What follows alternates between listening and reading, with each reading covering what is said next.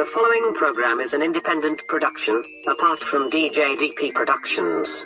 The views, opinions, and ideas of the producers of The Darkest Hour do not necessarily reflect those of the staff of DJDP Productions, its partners or affiliates. The producers of The Darkest Hour with Amanda Jane of Forget Me Not assume all responsibility for the content of its program. Should you have questions or concerns regarding The Darkest Hour with Amanda Jane, please contact the producers directly. Or you may also contact the staff at Neo Retro FM through email at djdphoenix@protonmail.com. Be sure to include the date of the program and the subject matter you're inquiring about. And now, Neo Retro FM presents The Darkest Hour with Amanda Jane, streamed live from Marysville, Washington. For tomorrow, we embark on the darkest hour.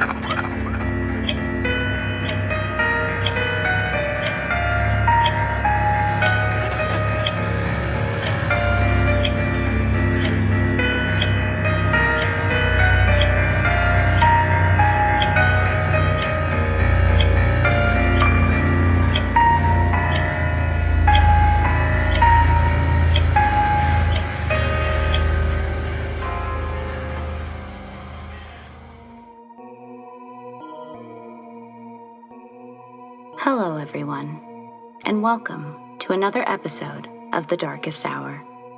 I'm your host, Amanda Jane. On tonight's episode, we hear experiences from all across the world, and from all across the spectrum of the paranormal and the unexplained. Is it possible that even you have had an experience like one of these? Well, let's find out, shall we?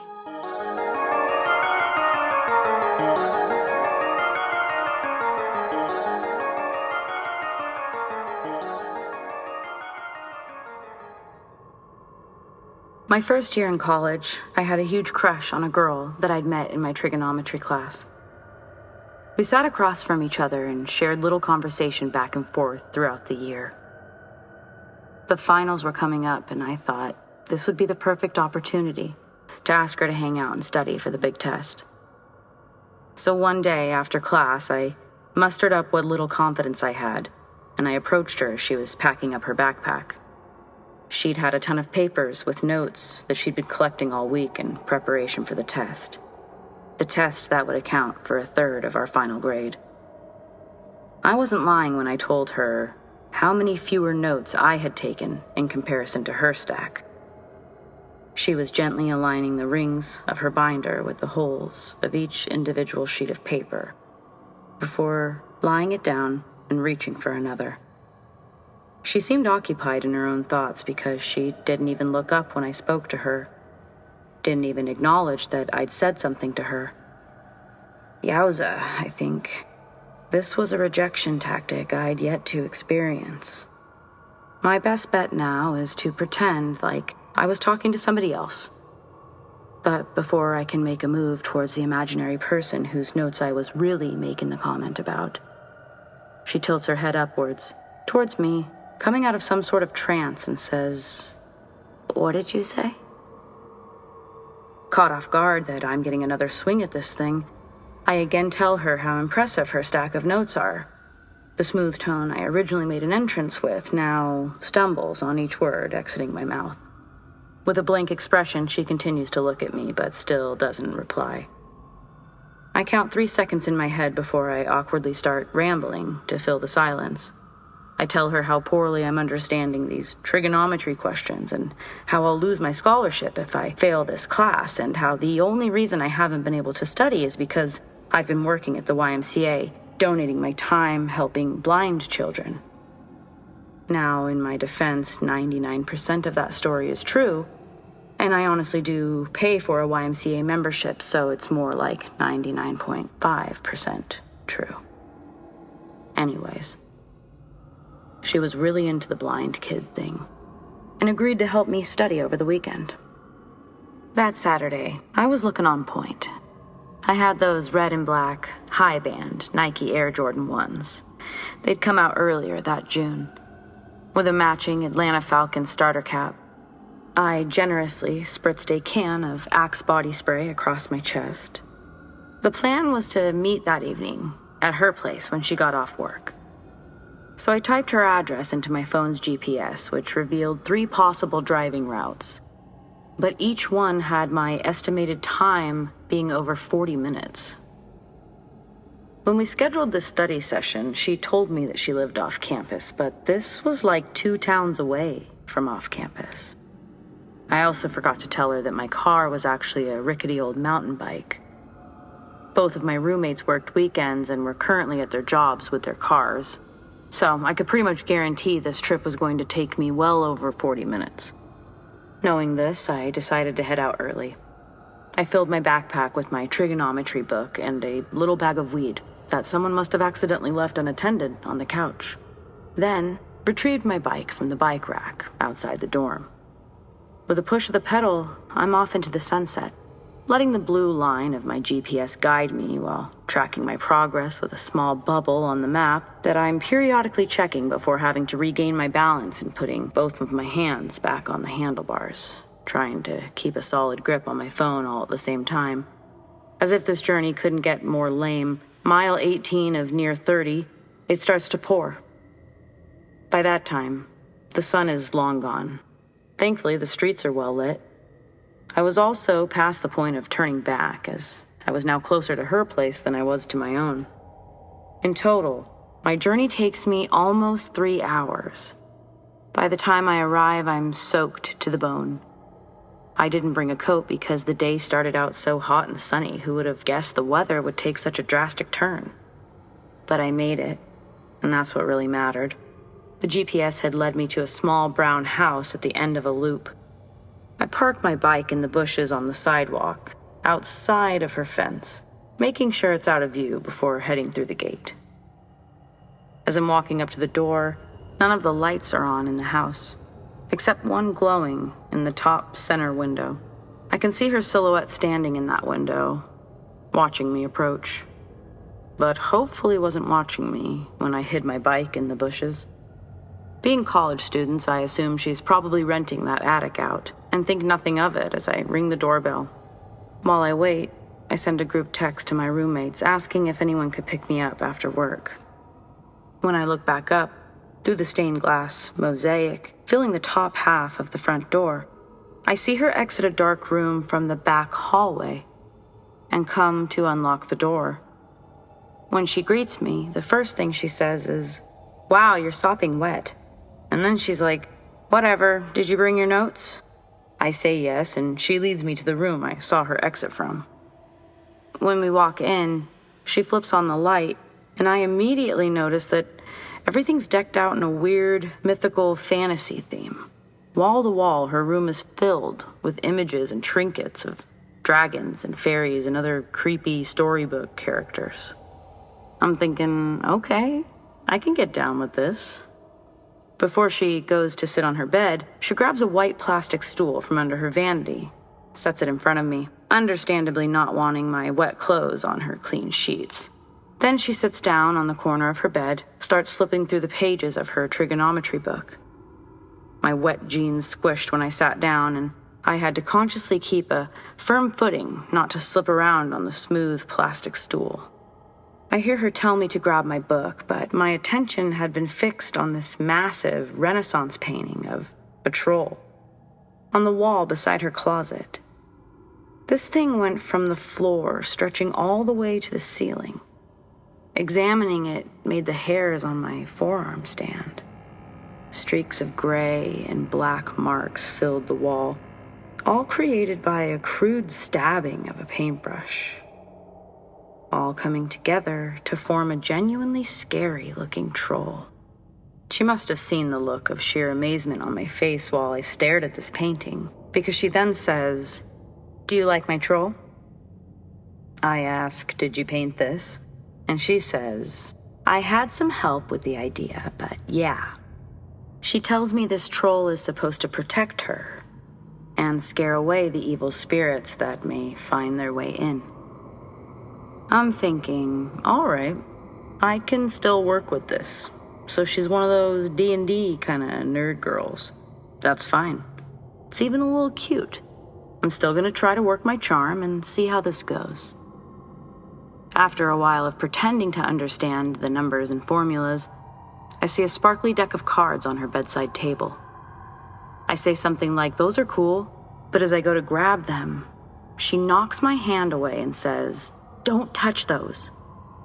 I'm like, "Whoa, geez, I'm sorry. I was just gonna see if you wanted to play a quick game of something to take a little break." "Those aren't playing cards," she says, grabbing them off the table. "They're my dragon cards." "So are they like tarot cards?" I ask, trying to ignore the pain that my knuckles have from her smacking my hand away. As she holds them in her lap, she shuffles through them and tells me they're like tarot cards in the sense that they can tell her the past, present, and future.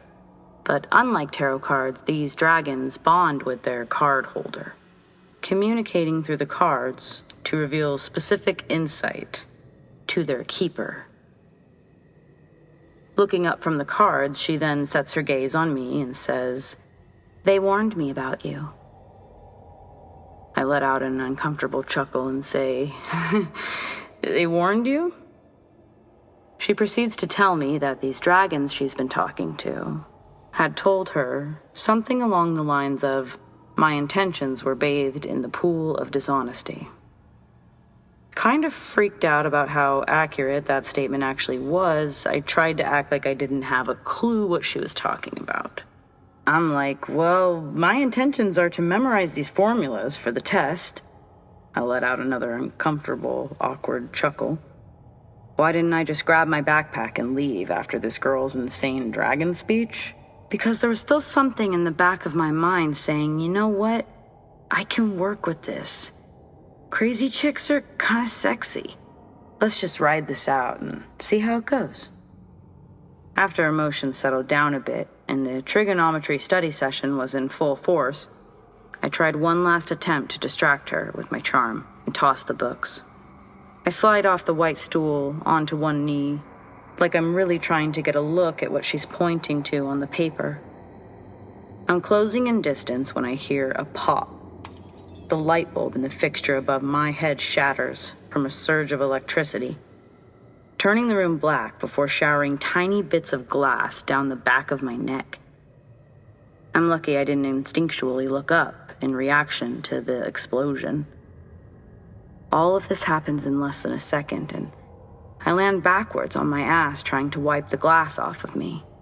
I hear her moving around in the dark trying to turn on the lamp that was also on the bedside table. When the lamp turns on, my hands and neck are bleeding from the glass as I pick myself up off the carpet. I take off my hat in an attempt to catch the blood in it, doing my best not to stain her carpet more. The explosion was so loud that it left my ears ringing. So I'm like, what the just happened? She's now curled up on her bed in the corner, furthest away from me, saying, "Don't hurt him. Please don't hurt him. Please."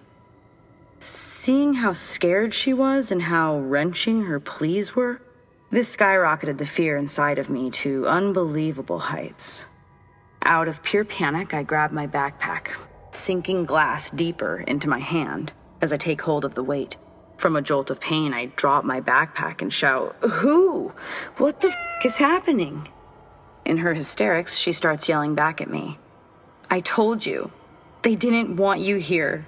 They're angry." "Who's angry?" I scream back while fumbling to grip my backpack straps again. And this next part, I'm quoting verbatim what she told me. "The dragons want you gone. You need to run now." Her saying this in between crying inhales temporarily dulled any pain that I was feeling from the glass, long enough for me to throw my backpack strap over my shoulder and open not only her bedroom door, but her front door as well, not once slowing my pace. I didn't look back when I ran out of her gate. I also discovered my bike had been stolen at some point during the night, so I just kept running until I was a couple of blocks down. I called my roommates until one of them answered, and eventually I got picked up. The remainder of the semester, that girl avoided me like I was the plague. Wouldn't even look my direction anymore. She didn't have to avoid me for long, as that would be my final year attending college. Finals didn't go too well. Never saw that girl or my scholarships again after that.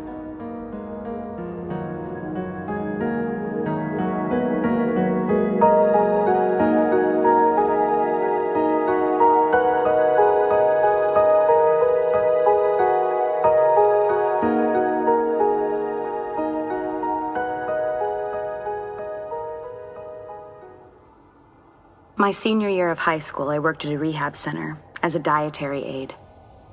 The way the building was laid out was you'd enter on the first floor where all of the patient rooms were, along with the dining room. Then the basement had a physical therapy room, the break room, laundry room, and the kitchen, which is where I was headed. It was the beginning of my first real shift. During orientation, I'd had others with me to show me the process for opening the kitchen for second shift. This was the shift I applied for since it allowed me to get home after school, finish up any homework, and then catch the bus, getting me from A to B in perfect time to open the kitchen. As I arrived, I was in a hurry to get to the basement to start all of the prep work. I wanted to make a good impression on the cook who'd be joining me. I'll preface this by saying that this basement was already pretty unnerving before my experience. It's very poorly lit and had a lot of creepy paintings and what looked like children's artwork all over the walls. The walls being a mix of concrete and exposed piping. The floor matching the concrete pieces on the wall. There were a few rugs thrown down to try to warm the place up a bit, but even with those and the somewhat new furniture, you couldn't hide all of the creepy. Once in the basement, there's the door to the physical therapy office, and then you have to walk down a hallway for a bit, passing the break room, before reaching the entry door for the kitchen. During orientation, this hallway was well lit. On this evening, it was not lit, beyond where I was walking. As I was hurrying down the hallway, I started to feel like someone was in front of me, so as I passed the break room, I go to look up and move to the side slightly. But I'm a bit shocked as I can only see the outline of a person walking towards me in the dark. I was freaked out, wondering why those hallway lights weren't turning on, but instantly just eased my mind. It could have been a shadow, or even more likely, I thought, it was probably someone who worked there. They wouldn't have been trying to act scary, so why scare them or make them feel bad? So I just pretended like I didn't notice and turned my fast walk into a bit more of a jog to the kitchen door and unlocked it. I could still see the figure out of the corner of my eye as I turned into the kitchen and closed the door. Having a lot of prep work to do, I put it out of my mind best I could, so I could focus on my job. But later, between serving dinners, I got to talking to the cook working with me. I was mostly saying things like, it was super scary, but also pretty dark. And asking questions like, but do you think it was just something placed in the hall? Maybe it was moved now? Maybe a janitor? It being my first shift, I didn't think that these questions would sound too crazy or off base. Now, it's very possible this guy was messing with me, but I got to know him over the next 6 months and can vouch that he was an honest guy and had nothing to gain by lying. What he told me was that apparently most staff that worked in the basement had similar experiences during their first few shifts, including himself. On one of his first days, he'd been working mornings. He was the only one in the basement at the time, but as he made his way to the kitchen, he saw a figure sitting in the staff lounge. He stopped and turned to walk inside to flip on the light. But as he did, he saw the figure get up and walk away. When the light was on, it showed the room was empty. When back off, he saw no shadow sitting there. He brushed it off as seeing things or first day jitters, but the same day at the end of his shift, he heard the sound of someone opening and closing the dryer, and then rolling the laundry cart around. So he made his way to say goodbye to the staff, but when he arrived, there was no one there, and he could see the hangers on the cart were moving, like they'd been in motion. He said that he accepted the place to be traditionally haunted and learned to ignore certain things, eventually to the point where he had no other experiences or stories to share. I also learned that the lights were automatic, lighting up throughout the hallway as people would walk through it by sensors. So it was weird that they didn't turn on. If someone was at the end of the hall, the lights in the basement should have turned on automatically the moment that they were walking towards me, or even before. The other thing I observed while working there, working these shifts, was that there was no reason for anyone to be in the laundry room at that time, which is the room at the furthest end of the hall where the figure was. Those shifts end at 5. Last load out and folded before 4:30. My shift not starting until 6. I only worked there for about 6 months before I started a new job. It was further away, but I'd been able to get a car. I never got any real answers, other than the cook who initially told me his thoughts, which were that it could be one of the many patients who passed away at the facility.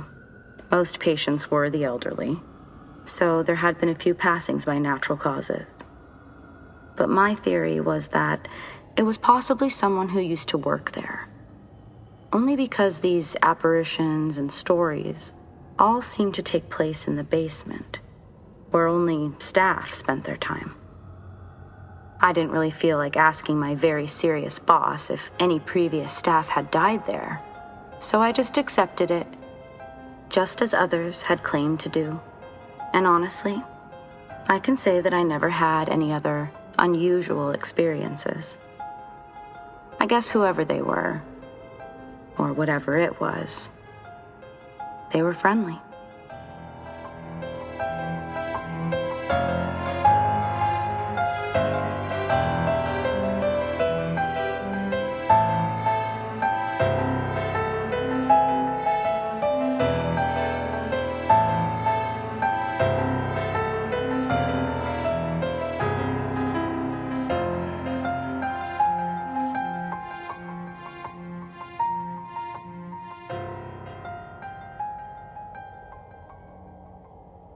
I saw this and have been haunted ever since. At the time, I'm 19 years old, a college student native to California who had spent a lot of time up to that point in the wilderness. I was a venture scout, well-versed in self-defense, and altogether a pretty experienced hiker. This experience took place while visiting family in Bellevue, Washington, specifically in an area near Coal Creek. I'd go on walks a lot as to help clear my mind. So every day on this trip, I'd go on a morning and evening hike around 7 a.m. and 4 p.m. just because the lighting situation in the Pacific Northwest can get dicey pretty fast. I was in my sophomore year, and I would specifically go on these evening walks to speak to my secret boyfriend, as I was in a conservative family who didn't want me to date until later on. While on the phone with my then boyfriend, I went down some old-looking stairs into a vast clearing. I got weird vibes from it, but it was also oddly tranquil. With a creek bubbling through it, it was like a miniature valley, a small divot or bowl in the land. I was in a relatively suburban area near a busy street, but I couldn't even hear any of the regular traffic noises that you'd come to anticipate from somewhere roughly suburban like that. Everything was silent for the most part, which usually would have tipped me off, but in my 19-year-old mind, it was an awesome environment for speaking to my secret boyfriend. So I take a seat on the riverbed on a large rock. The trees were like a curtain, and it felt so private, which I kept feeling was very odd. I continued to stay on the rock, chatting and catching up with my boyfriend, but then I hear a large crack, as if someone had snapped something in half. I was a bit weirded out by it, but continued to justify, remembering that there was construction nearby anyways. Then my phone line starts to get a little funky as well. My ex-boyfriend goes from clear to warbly.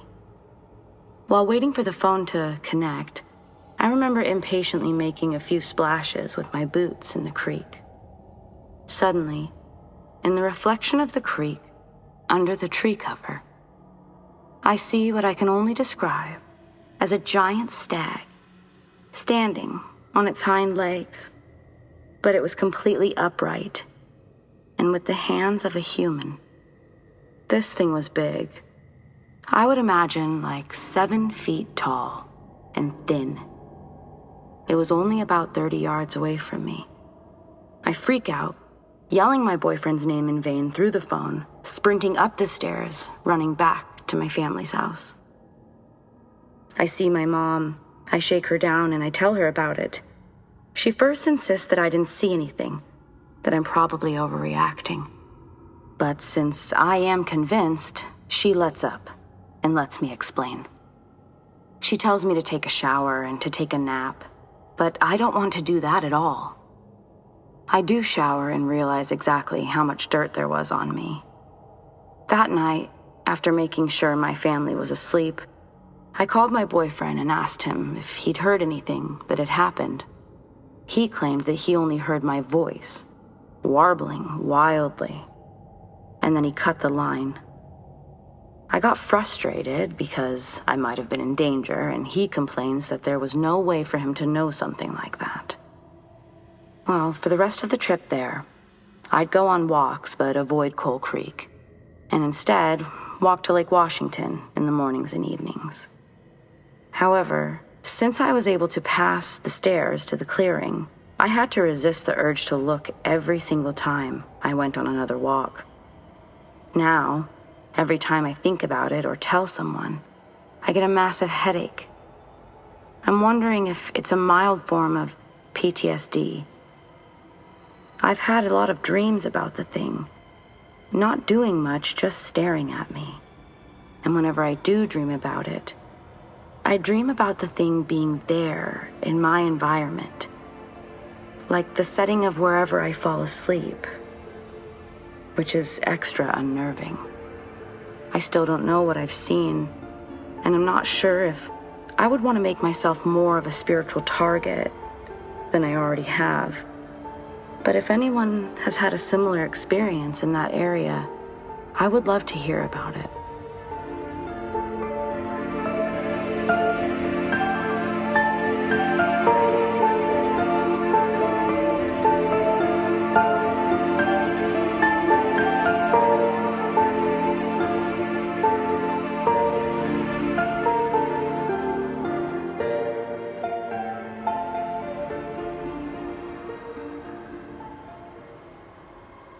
When I was in 5th grade, I moved to a new school. At the end of the year, I was invited to a big girls' sleepover for a classmate. The party was made up of your typical sleepover activities. We made and ate snacks, painted nails, watched movies, and of course, told scary stories. The night turned into a contest of sorts. We decided that we would continue the scary stories, but in the garage.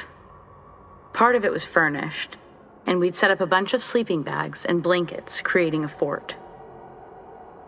The challenge being that we had to sleep the whole night in the garage. After just a few scary stories, a couple of girls suggested that we play light as a feather, stiff as a board. At the time, I was a big fan of The Craft and Sabrina, the Teenage Witch. So I was aware of the ritual, or game, but had never actually tried it myself. You typically needed more than 2 people, and since I wasn't often at sleepovers, this was likely my best chance to do it. I almost instantly agreed, and several others did too. There was one girl that didn't want to play, and she ended up going inside to sleep and hang out in the girl's room who owned the house. It wasn't scary at first, but once we all started getting quiet and turning off all of the lights, the air seemed a bit chillier. The majority of us fell silent, potentially with fear but more angst. There was one girl who was noticeably smaller than the rest of us, so we all agreed that she would be the subject. We got into our respective positions, the one girl, or subject, laying down with her arms crossed over her chest. Her role being to essentially play dead, as the leader, who was one of the girls that suggested the game, sits at the crown of the subject and tells a story about how this girl, or the subject, dies. Then begins a chant, as the rest of us kneeled next to her, placing our index and middle fingers from each hand under her motionless body, repeating, "Light as a feather, stiff as a board.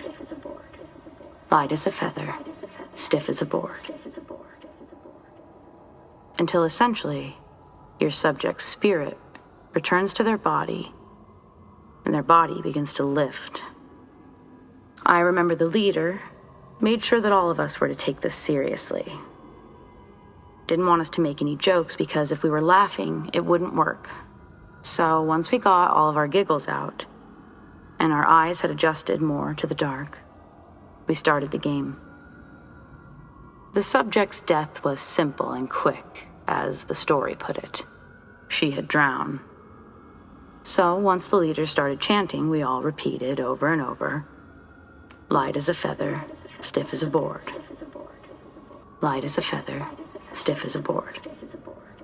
I don't know how long we did this for, but we got ourselves into a trance for sure.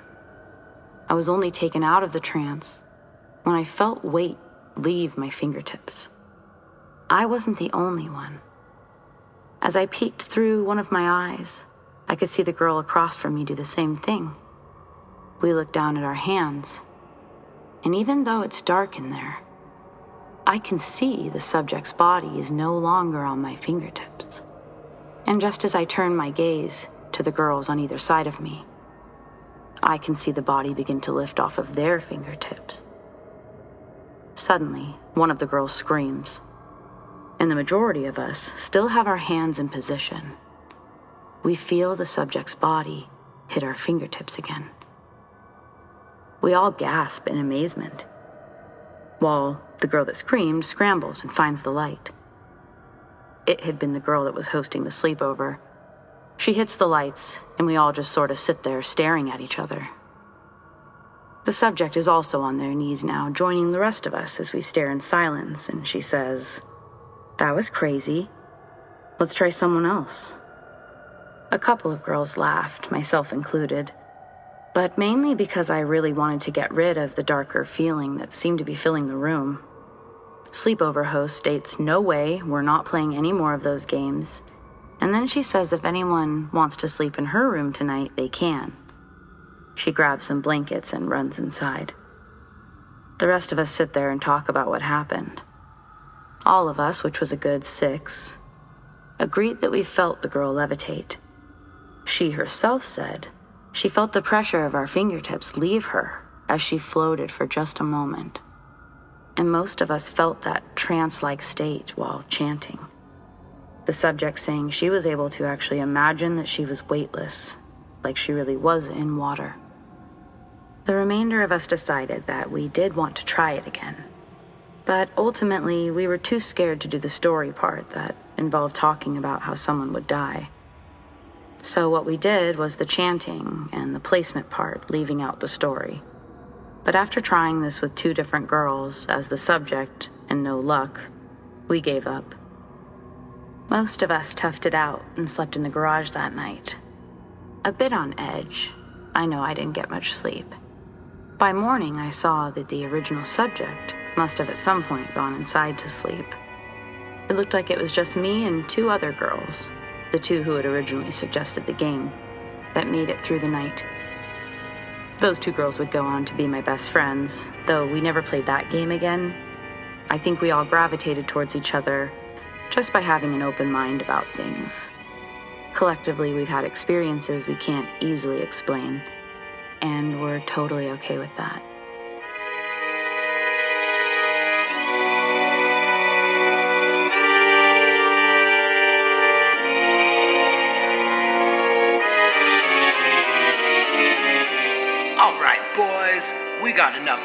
chance to throw you two away for infinity years. But you can make it a lot easier on yourselves if you just tell me what I need to know. Fine, I'll tell you. No, Jimmy, don't do We'll it. be back right after the break. Jimmy, why'd you squeal? Neo Retro FM, live from Olympia, Washington. 24 hours a day, 7 days a week. Modern music programming. NeoRetroFM.com. Hi everyone, Amanda Jane here. Taking a moment to talk to you about something my husband Ryan and our band, Forget Me Not, are doing this summer.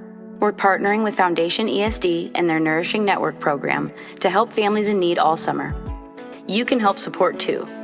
It just takes streaming our music all summer long as we continue to donate 100% proceeds to the foundation. Visit conductedbyforgetmenot.com for more information and join us in making No Student Hungry a reality. To learn more about the Foundation ESD and their various programs, please visit foundationesd.org or conductedbyforgetmenot.com.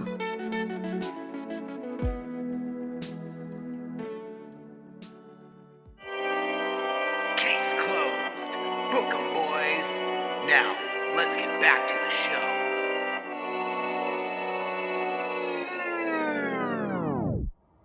I won't say exactly where I live, but it's in a suburban area of Illinois. Just 2 days ago, I saw a black-bird human figure crouched in front of my house in broad daylight, clearly visible from the front window. It was a whole figure, best described like a raven mixed with a human. I couldn't tell how tall it was, but it had wings and remained crouched. I turned to grab my phone, only moving for a second. And when I turned back to get another look, it was gone.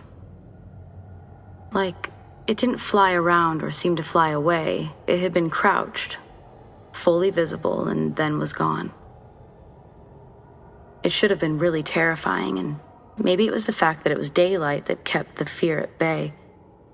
But how the thing was crouched, remaining still with its wings at its side, calmly looking at me with its gray eyes, as if to just show me, for just a slight second, that it existed.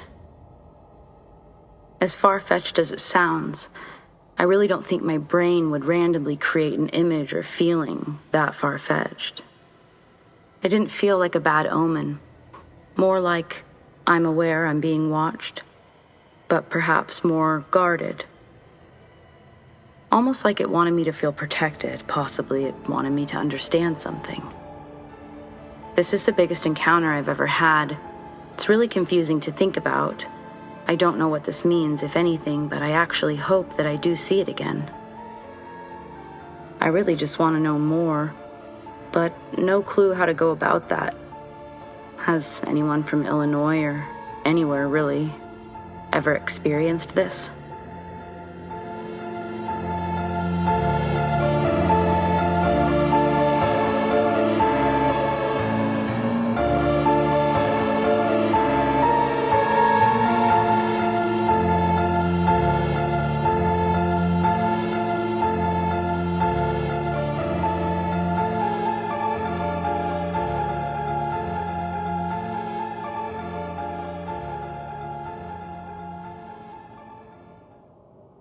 Growing up, I was the oldest of 3, and me and my brother and sister played a lot of hide and seek.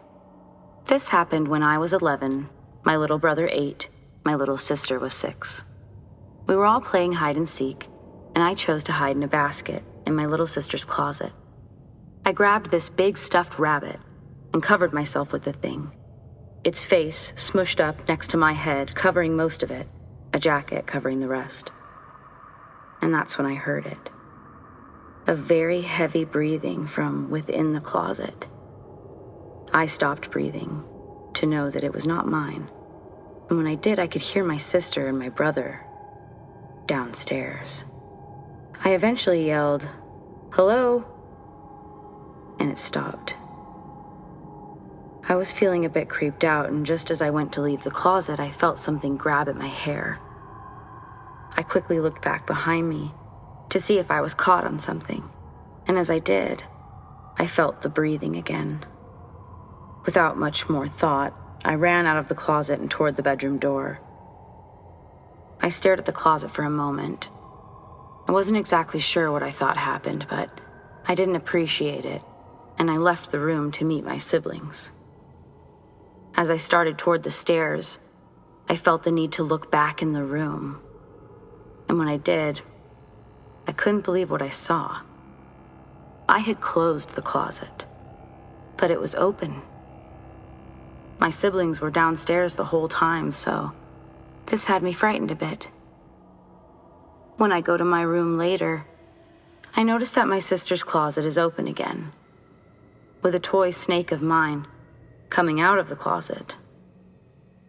And as I stepped in to see why she had it in there, I noticed that she wasn't in her room, but I heard the breathing again. I booked it to my room and eventually told my parents about the events. They told me I was letting my imagination get carried away, but that closet never felt right. My siblings never reported these same experiences, but my little sister did say that she never used her closet, because one time she got locked inside, and it scared her too much. She was younger than me, and I've always wondered if she experienced something similar but couldn't verbalize it fully. So, what was haunted, if anything? The house? The toys? Or was it just that closet?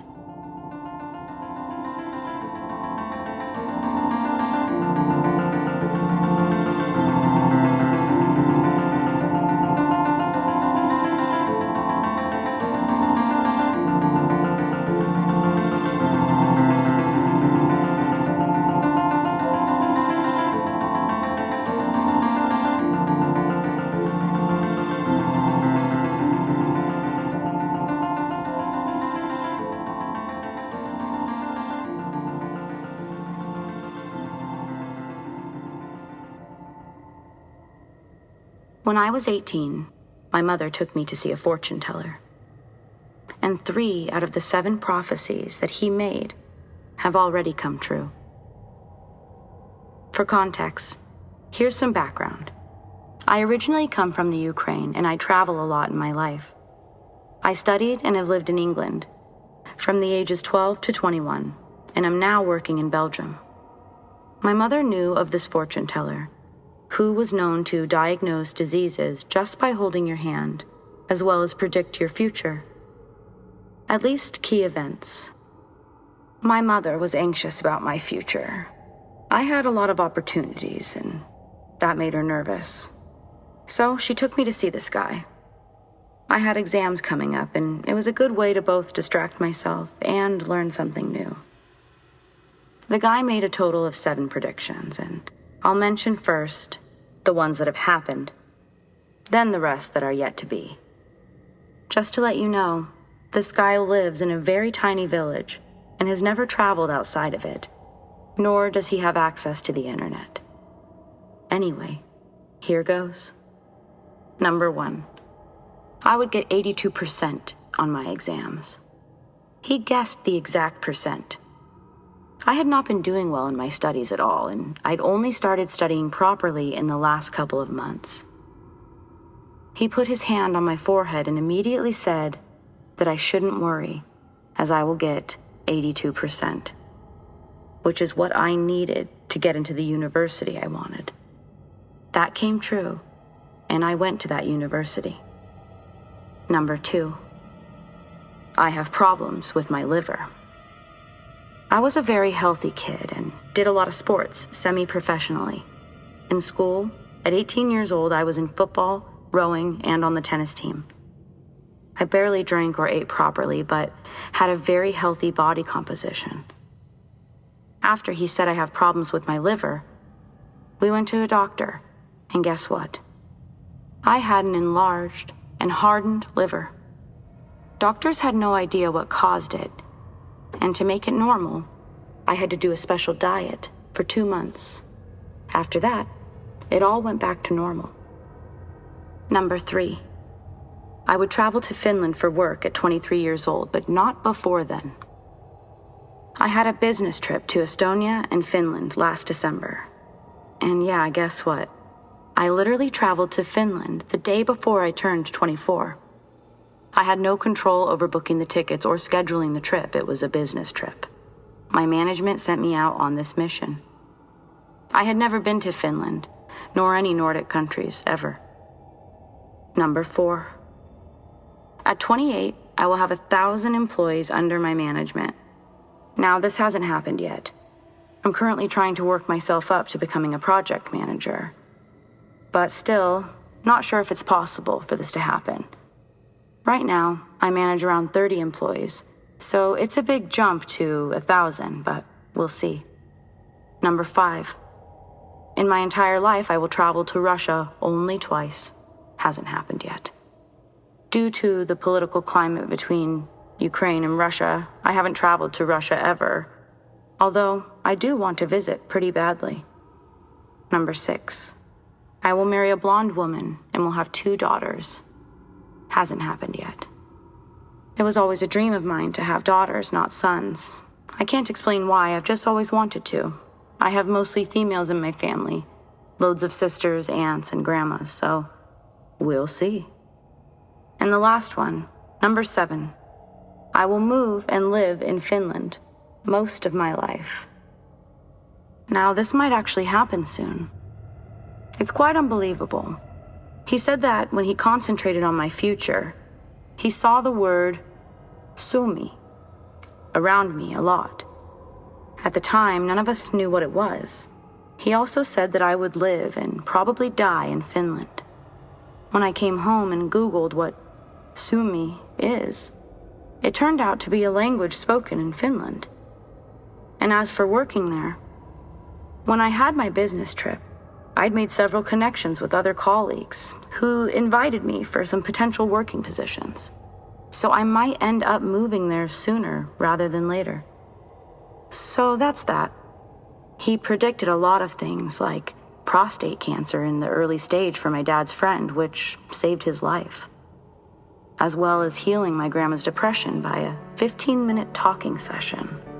I don't know if there's anything to this guy, but it sure doesn't seem like these are all just random coincidences.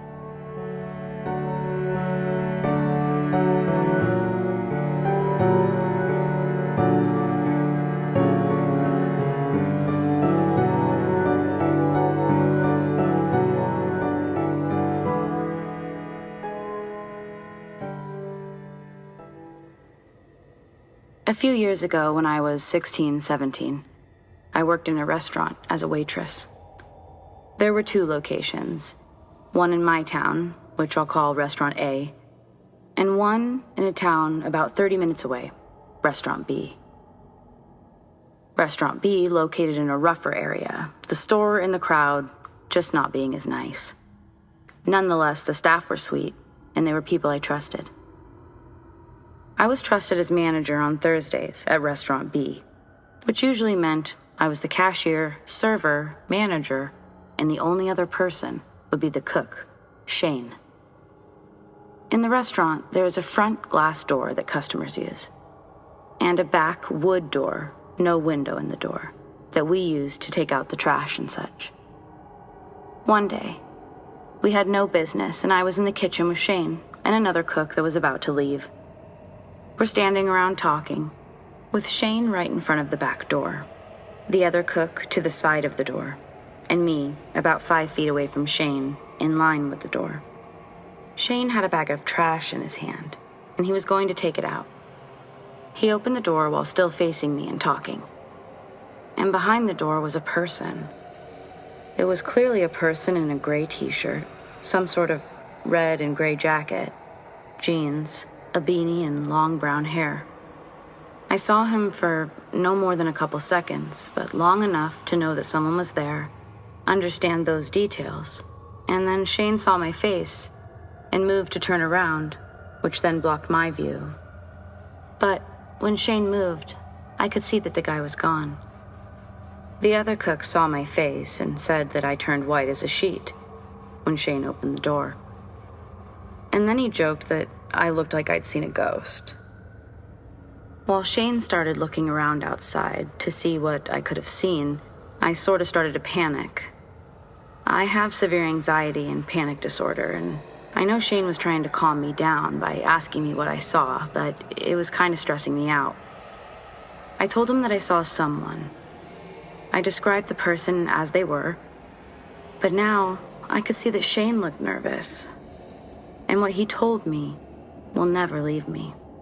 Shane started crying and ran out the door with his phone in his hand. He was outside for nearly half an hour, and when he came back in, he was calmer, but still nervous. He told me that roughly 10 years ago, he and his friend were in a horrible car accident, which resulted in his friend losing his life. He told me the person I described standing outside the door was wearing the exact outfit his friend had died in. That gray and red were their school colors. They'd both been on the baseball team. He knew the jacket well, and further described what I had seen. Apparently, I wasn't the first person to see the ghost of his friend. Shane told me that whenever something were to happen to anyone in his family, his friend would show up to either him or his family.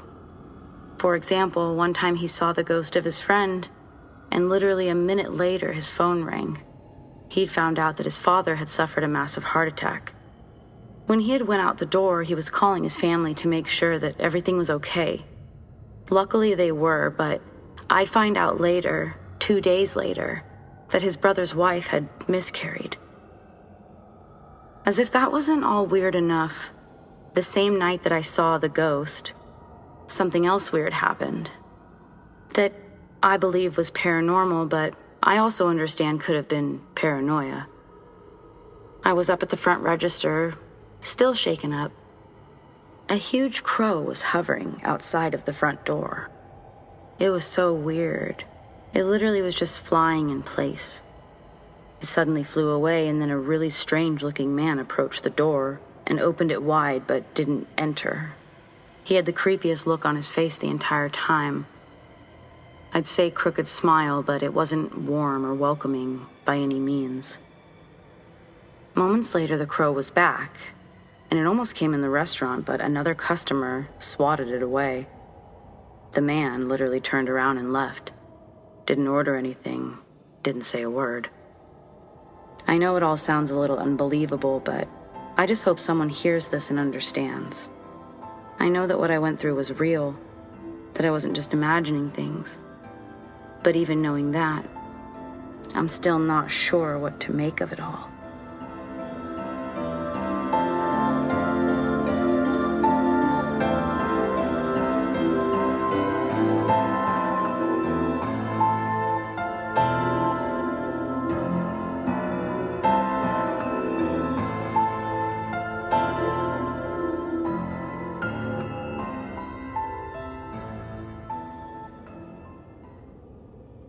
My family used to live in a pretty old building that was once a hotel, converted into apartments, just outside of Salem, Oregon. From as early as I can remember until I was about 7, my sister and I shared a room.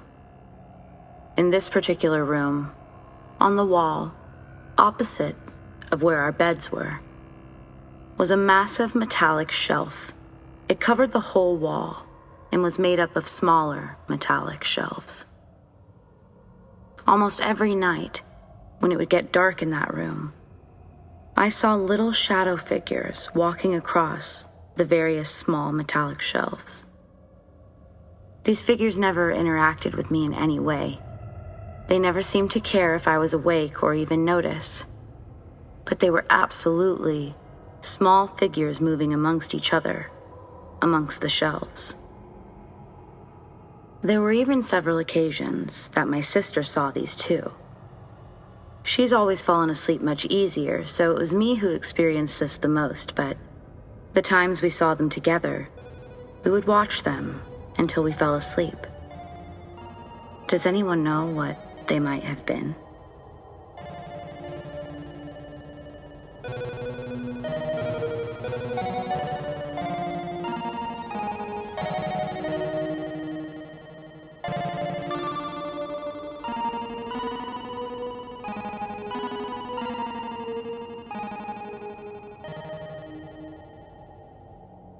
When I was younger, my mom ran an old people's home.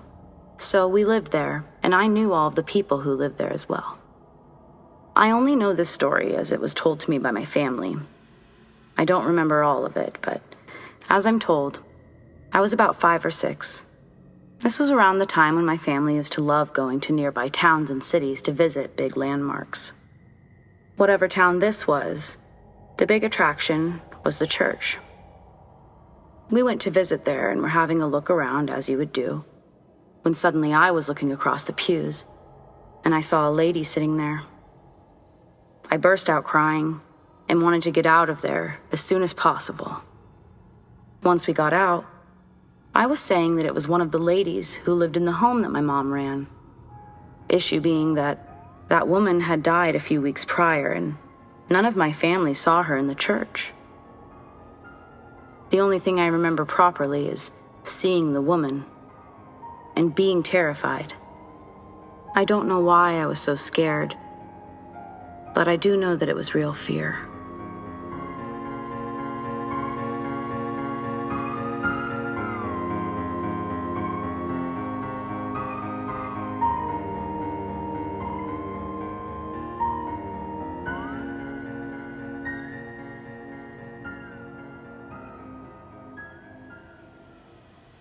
When my son was still a baby, he was at the age where he hadn't learned to crawl or roll over. We were in a hotel room at the time. As bad timing would have it, we experienced a pipe burst just a few weeks after bringing our son home from the hospital. My husband had left to go to the store, so it was just my son and I. I had just changed his diaper and had him in the middle of the large king bed. I got up to throw the diaper away in the bathroom, and as soon as I turned into the bathroom, I heard a voice. I remember that it was a deep, male voice that loudly and clearly said my name. But it wasn't my husband's voice. I turned around, and as soon as I did, I saw that my son was on the edge of the large king-size bed. He would have needed to roll over multiple times within a few seconds to be where he was, but the truly creepiest part wasn't the male voice or that my son had moved. It was the fact that my son was hovering, partially in the air. Half of his body was on the bed, and the other half was in mid-air, as though someone was holding him slightly by his feet. I rushed over before comprehending any of this, and as soon as I had my hand under him, his body sagged, and I caught him. I told my husband about it, and he tried to recreate my son crawling or rolling all night, but nothing. I heard that voice 2 additional times that same night. The second time, it woke me up. And when I looked over, my son looked like he was sitting up. Not possible. I go to flip on the light. He's fast asleep. I laid awake for a long time after that, eventually falling asleep. That morning, my husband took our son for a walk, so it was just me in the room, and I decided to take a shower. When I heard the voice for a third and final time, it sounded like it was right in there with me. It was that close. I instantly reached to turn off the water. It was silent. After that, I asked, or rather demanded, that we get another hotel, even if it was further away from the house. I couldn't stay there another night.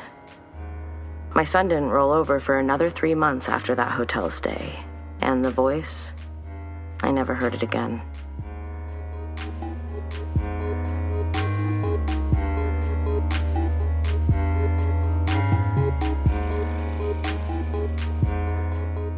It's the end of the hour, and the end of tonight's show. As always, and forever, thank you for tuning in for The Darkest Hour. And be sure to tune in every Friday night at 11 p.m. only on neoretrofm.com. Do you have stories like these? I'd love to share them. Send them to me. amandadarkesthour@gmail.com. Stay spooky.